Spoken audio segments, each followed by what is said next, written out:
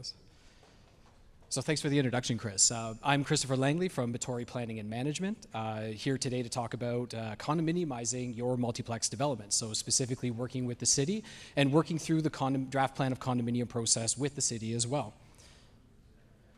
So a bit about ourselves, Battori Planning and Management. We are a boutique planning and land development management firm, which essentially assists our clients through the boutique process, through both planning as well as land development management, guiding individuals and purchasers throughout the entire process. Me specifically, I work with landowners as well as developers to work through the development approvals process, given my background is working with land developers throughout pretty much my entire career. Most recently, we assisted HMV Homes with their 319 Mortimer project, which has received a lot of attention over the last month or so. I had a colleague actually send me a TikTok video. I'm not even on TikTok, but I saw it up on there, so it received a ton of attention. Essentially, this is a 3-story multiplex dwelling with a garden suite that was out back. One really cool thing to note about this project is that this is built as of right. There was no variances and no committee of adjustment that was required as part of this. And similar speaking earlier on in the process, or sorry, earlier on in this, the presentations here, as of Tuesday, 2 of the units have sold, as well as 1 of them is currently under contract right now. So obviously pretty much a success with HMV Homes on this specific project. So I know it's been covered before, but what are some of the unlocked opportunities that are here? And I hope the City of Toronto is still here because I'd like to compliment them on EHON and their expanding housing policies that were just put into effect to allow for multiplexes to be available for pretty much any yellow belt within the City of Toronto. They've done a very good job of trying to make it so that you can build as of right multiplexes, and that if a committee of adjustment application were required, that the committee is fairly receptive in terms of receiving these applications and approving them. And this is specifically for multiplexes, garden suites, and laneway houses. So I know Ben spoke about it earlier, but what is exactly a condominium? So a condominium is just a group of units that are owned by the purchaser with the surrounding land around it, owned by the or managed by the condominium and the condominium corporation. So specifically for a multiplex dwelling, the purchaser owns their individual unit. However, the property that is around the unit is common element, which is managed by the condominium corporation. Specifically right here, you'll see a draft plan of condominium that's been pulled from the 319 Mortimer project to kind of give you an idea of what these look like. So what exactly is the condominium process? So essentially, it's very helpful to note that there's 2 big milestones in the condominium process. It's draft plan approval and registration.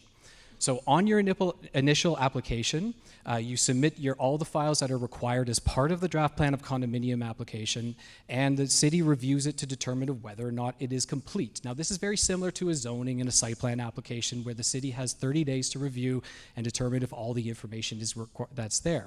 Now, the criteria in which the city reviews this information is directly within their terms of reference on the website. So all of those requirements are right there for each of the consultants that are involved, and they review to ensure that all the information is there, so it's a very fulsome review after the application has been deemed complete.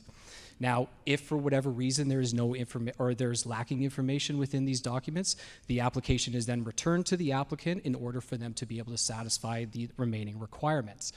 If everything is there, the application is deemed complete, and then the materials are then circulated out to staff for comments.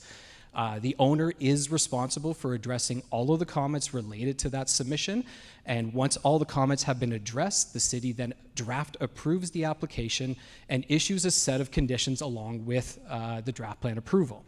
So essentially, that is the first step of the process, is achieving draft plan approval on the application. Next, you move forward to the registration status. So registration is essentially cleaning up the rest of the building, making sure it's completely constructed, and fulfilling all of the conditions that are necessary as part of the approval.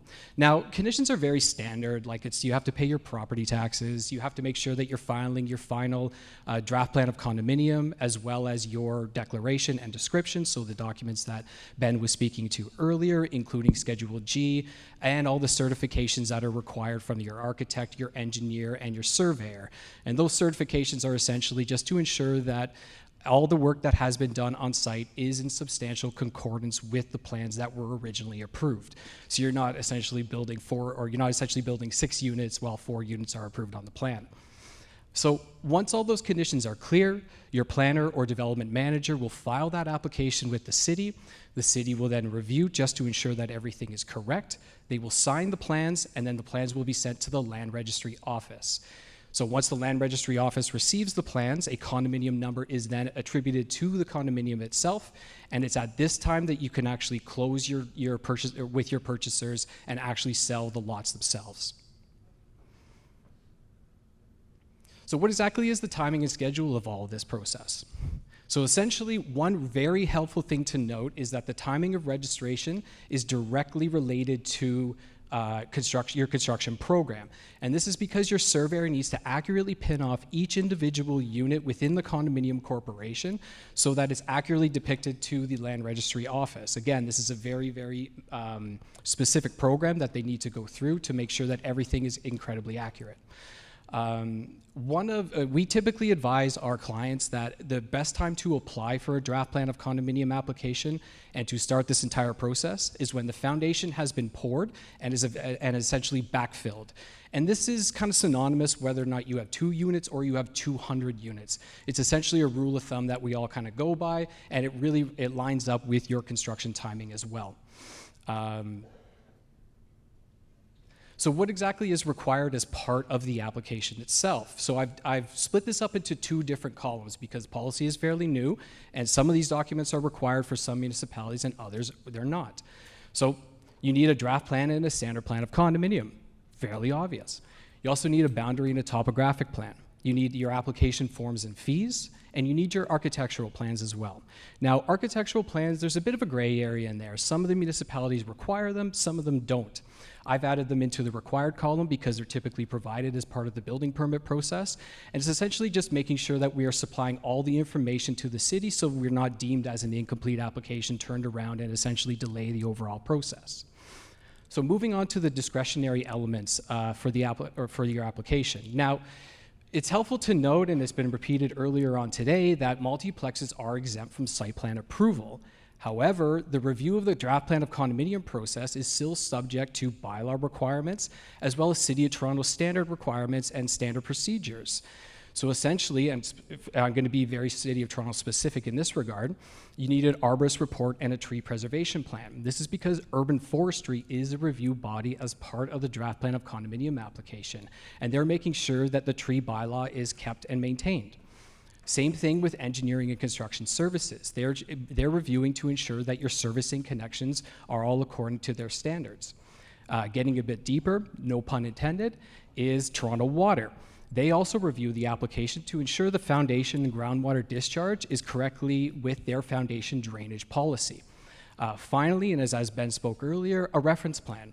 This could be because utilities need blanket easements over the site, or your condominium itself actually needs a reference plan for whatever reason it is.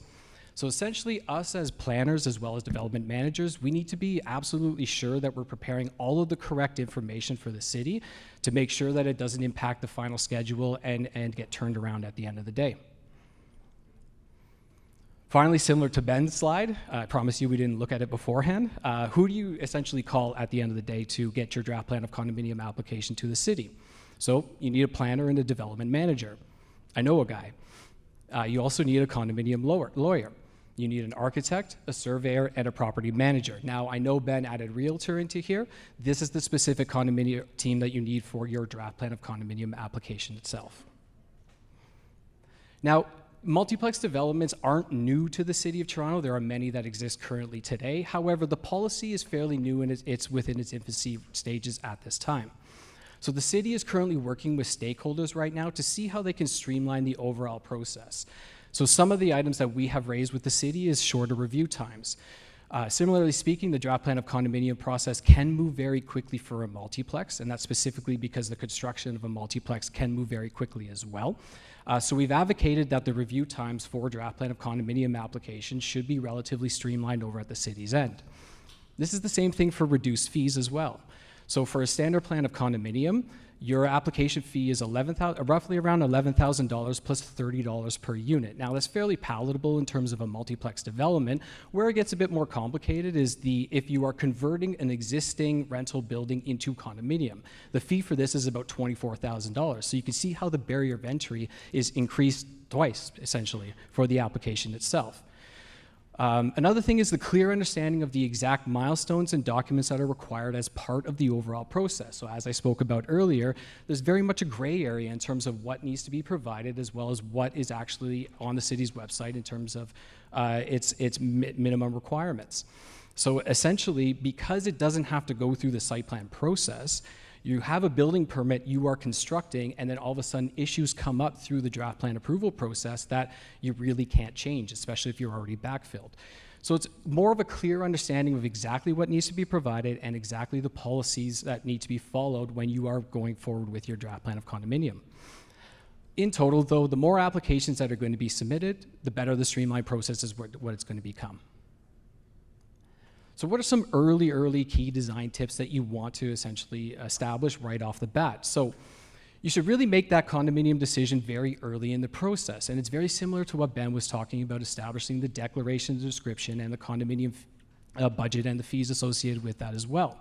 There's a lot of information that needs to go within there, and you don't want to leave it to the very last minute as you're approaching registration for fear of missing anything and essentially incurring penalties after that.